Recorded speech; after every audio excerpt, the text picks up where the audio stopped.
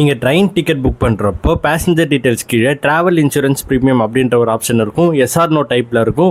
உங்களுக்கு வேணும் அப்படின்னா எஸ் கொடுத்துக்கலாம், அப்படி வேண்டாம் அப்படின்னா நோன் கொடுத்துக்கலாம். அது வந்து ஒரு ஆப்ஷனல் தான். ஸோ அது எஸ்ன்னு கொடுக்கறதால நமக்கு என்னென்ன பெனிஃபிட்லாம் இருக்குது அப்படின்றத பற்றி டீட்டெயிலாக இந்த வீடியோவில் வந்து பார்ப்போம். இது வந்து ஒரு ப்ரைவேட் இன்சூரன்ஸ் கம்பெனி தான் ஐஆர்சிடிசியோட டைப் வச்சுட்டு அந்த இன்சூரன்ஸ் வந்து ப்ரொவைட் பண்ணுறாங்க. இதுக்கு எவ்வளோ சார்ஜ் பண்ணுறாங்கன்னு பார்த்தீங்கன்னா ஜிஎஸ்டியோட சேர்த்து 0.45 பைசே பர் பேசஞ்சர்ஸ் வந்து சார்ஜ் பண்ணுறாங்க.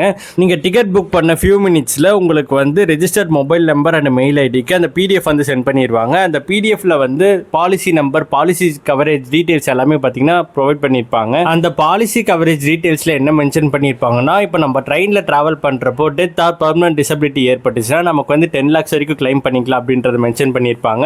அதேமாரி பர்மனன்ட் பார்ஷியல் டிசபிலிட்டி ஏற்பட்டுச்சுன்னா 7,50,000 வரைக்கும் கிளைம் பண்ணிக்கலாம். இப்போ நம்ம ஹாஸ்பிட்டலைசேஷன் ஆகுறோம் அப்படின்னா நம்ம வந்து 2 lakhs வரைக்கும் வந்து நம்ம கிளைம் பண்ணிக்கலாம். இதுவே இந்த டிரான்ஸ்போர்ட்டேஷன் சார்ஜஸ் வந்து பார்த்தீங்கன்னா 10,000 வரைக்கும் நம்ம கிளைம் பண்ணிக்கலாம் அப்படின்ற மாதிரி டீட்டெயிலாக மென்ஷன் பண்ணியிருப்பாங்க. நீங்கள் ஃப்ரீயாக இருக்கும்போது இந்த டேர்ம்ஸ் அண்ட் கண்டிஷன்ஸ் வந்து ஃபுல்லாக வந்து ரீட் பண்ணிக்கோங்க. Next time train ticket book பண்ணுறப்போ அந்த ட்ராவல் இன்சூரன்ஸ் ப்ரீமியமில் மறக்காம வந்து எஸ்ஸை வந்து செக் பண்ணிடுங்க. இந்த மாதிரி யூஸ்ஃபுல் இன்ஃபர்மேஷன் வேணும் அப்படின்னா மறக்காமல் நம்ம சேனலை வந்து சப்ஸ்கிரைப் பண்ணிக்கோங்க.